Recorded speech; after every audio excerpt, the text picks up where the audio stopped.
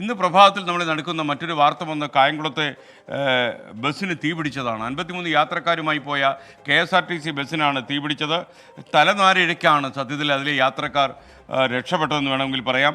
ഈ അപകടത്തിൽ ബസ് പൂർണ്ണമായും കത്തിനശിച്ചു. ഇത്തരം ഒരു കത്തിക്കിടക്കുന്ന ബസ് കണ്ടാൽ ഒരിക്കലും ഈ യാത്രക്കാർ രക്ഷപ്പെട്ടു എന്ന് പോലും സംശയം എന്ന നിലയിൽ അത്ര കൂടുതലായിരുന്നു. മണിക്കൂറുകൾ പരിശ്രമിച്ചതിന് ശേഷമാണ് തീ പൂർണ്ണമായും കെടുത്താൻ കഴിഞ്ഞത്. സാങ്കേതിക പ്രശ്നമുള്ള വണ്ടിയാണ് എന്ന് പലതവണ പറഞ്ഞിരുന്നു. പക്ഷേ അതൊന്നും ശ്രദ്ധിക്കാതെ ഇന്ന് സർവീസ് നടത്താൻ ഇറങ്ങുകയായിരുന്നു. എന്തായാലും ഈ സംഭവത്തിൽ ഗതാഗത വകുപ്പ് മന്ത്രി KP ഗണേഷ് കുമാർ അന്വേഷണം പ്രഖ്യാപിച്ചു കഴിഞ്ഞു. ഈ വാർത്തയുടെ വിശദാംശങ്ങൾ ഇന്ന് രാവിലെ മുതൽ നമ്മൾ സംപ്രേഷണം ചെയ്യുന്നു. തീർച്ചയായിട്ടും കെടുകാര്യസ്ഥതയ്ക്ക് ഉദാഹരണമായി വേണമെങ്കിൽ നമുക്കിത് ചൂണ്ടിക്കാണിക്കാവുന്നതാണ്.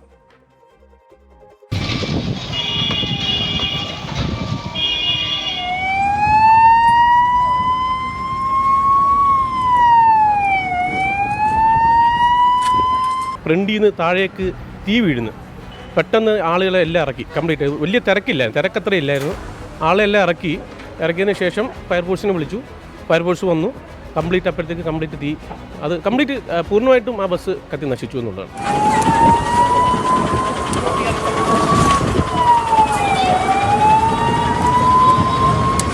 പുക വന്ന് ആ സൈഡ് ആൾക്കാരെ എല്ലാം ഇറക്കിയതിന് ശേഷം മാക്സിമം നമ്മൾ സൈഡ് അടുപ്പിച്ചിട്ട് കൊടുത്തത് വണ്ടി. പുക എന്താണ് ഫ്രണ്ടിൽ നിന്നാണ് വന്നത്. ആദ്യം സൈലൻസർ കൂടെ പുക പോകുന്ന കണ്ടപ്പോഴേ വണ്ടി സൈഡ് നിന്നു. ചെറിയ ഒരു ഒരച്ചിലിൻ്റെ പോലൊരു സൗണ്ട് ഇങ്ങോട്ട് എടുത്തപ്പോൾ വന്നു.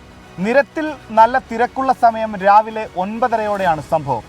കരുനാഗപ്പള്ളിയിൽ നിന്നും തോട്ടപ്പള്ളിയിലേക്ക് പോയ KSRTCയുടെ വെസ്റ്റിബ്യൂൾ ബസ്സിനാണ് കായംകുളം MSM കോളേജിന് സമീപം വെച്ച് തീപിടിച്ചത്. എൻജിൻ ഭാഗത്ത് നിന്ന് ആദ്യം ശബ്ദമുയർന്നു. യാത്രക്കാർ ഇക്കാര്യം ഡ്രൈവറുടെ ശ്രദ്ധയിൽപ്പെടുത്തി. പിന്നാലെ ബാറ്ററിയിൽ നിന്നും പുകയുയർന്നു. ബസ്സിനകത്തേക്ക് പുക നിറഞ്ഞു തുടങ്ങിയതോടെ പൊടുന്നനെ ദേശീയപാതയിൽ തന്നെ ഡ്രൈവർ ബസ് നിർത്തി യാത്രക്കാരോട് അടിയന്തരമായി പുറത്തിറങ്ങാൻ ആവശ്യപ്പെട്ടു. ഡ്രൈവറും ചാടിയിറങ്ങി. യാത്രക്കാരെല്ലാം പുറത്തിറങ്ങി. നിമിഷങ്ങൾക്കുള്ളിൽ തീ പടർന്ന് ബസ് കത്തിയമരുകയായിരുന്നു.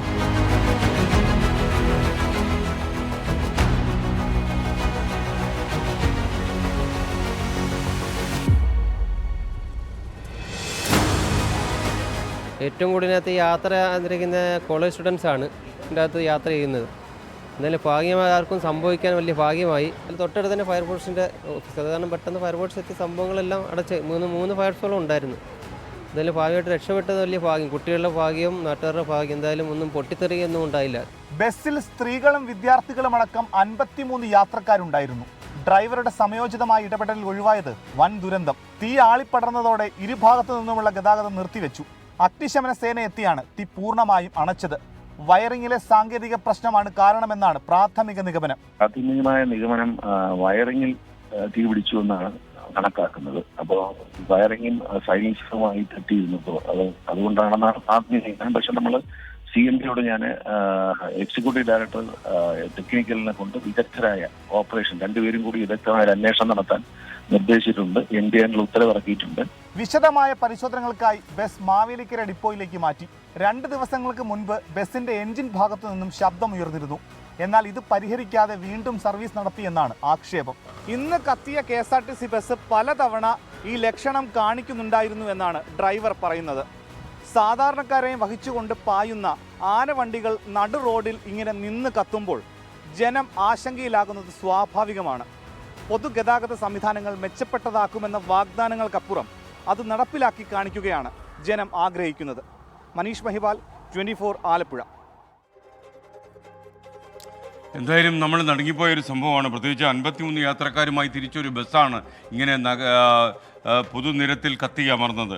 KSRTC ബസ്സിലെ സുരക്ഷാ പരിശോധനകൾ വെറും പ്രഹസനമാണ് എന്നതിന് ഏറ്റവും വലിയ ഉദാഹരണമാണ് ഇന്ന് വെളുപ്പിന് നമ്മൾ കായംകുളത്ത് കണ്ടത്. തകരാറുണ്ടെന്ന് ബോധ്യമായിട്ടും യാതൊരു പരിശോധനയുമില്ലാതെ ഈ ബസ് സർവീസ് നടത്താൻ തീരുമാനിച്ചു. അത് കുറ്റകരമായ അനാസ്ഥയായിട്ട് മാത്രമേ കാണാൻ കഴിയൂ. കാര്യം മനുഷ്യൻ്റെ ജീവൻ കയ്യിലെടുത്ത് നടത്തുന്ന ഇത്തരം സർവീസുകൾ അവരെക്കുറിച്ച് എന്താ നമ്മൾ പറയുക? യാത്രക്കാരുടെ ജീവൻ ഒരു വിലയും കൽപ്പിക്കാത്ത ആളുകൾ ഈ ഉദ്യോഗസ്ഥന്മാർ ആരൊക്കെയാണെന്ന് പറഞ്ഞാൽ അവർക്ക് തക്കതായ ശിക്ഷ കൊടുക്കുക തന്നെ വേണം.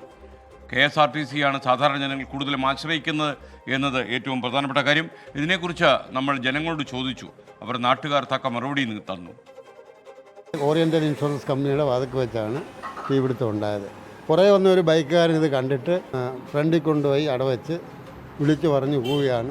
ഡ്രൈവറൊക്കെ ഇറങ്ങി അവിടെ ഇരുന്ന ആൾക്കാരെ എല്ലാം ഇറക്കിക്കൊണ്ട് ഈ തീ കത്തിയ വിവരം എല്ലാവരും അറിയുന്നു. അപ്പോഴത്തേക്ക് നാട്ടുകാരെല്ലാം ഓടി വന്നു, ഫയർഫോഴ്സ് വന്നു, അങ്ങനെ കാര്യങ്ങളെല്ലാം ഒരുവിധം സോൾവ് ആക്കി. പക്ഷേ ഇത് പഴക്കം ചെന്ന വണ്ടിയാണെന്നുള്ളതാണ് ഇവിടുത്തെ പൊതുവെയുള്ള സംസാരം. പെട്ടെന്ന് ബസ് സാധാരണ നിർത്താത്ത ഒരു സ്ഥലത്ത് ബസ് നിർത്തുകയും അതിൽ നിന്ന് പുക വരുന്ന കണ്ടുകൊണ്ടാണ് ഞങ്ങൾ ഓടിച്ചെല്ലുന്നത്.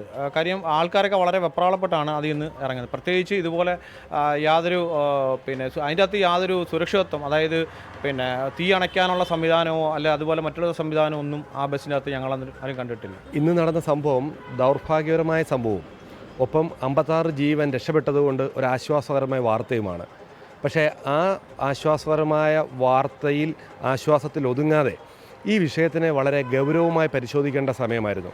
കാരണം ഒരു കാര്യപ്രാപ്തിയുള്ള സജി എന്ന് പറഞ്ഞ ഡ്രൈവർ ഒരു പുകയുണ്ടായപ്പോൾ അദ്ദേഹത്തിൻ്റെ ശ്രദ്ധയിൽപ്പെടുത്തുകയും അവിടെ വണ്ടി ഒതുക്കാൻ സാഹചര്യം ഉണ്ടാകുകയും ഇത്രയും പേർക്ക് പുറത്തിറക്കാൻ കഴിഞ്ഞതുകൊണ്ടാണ്.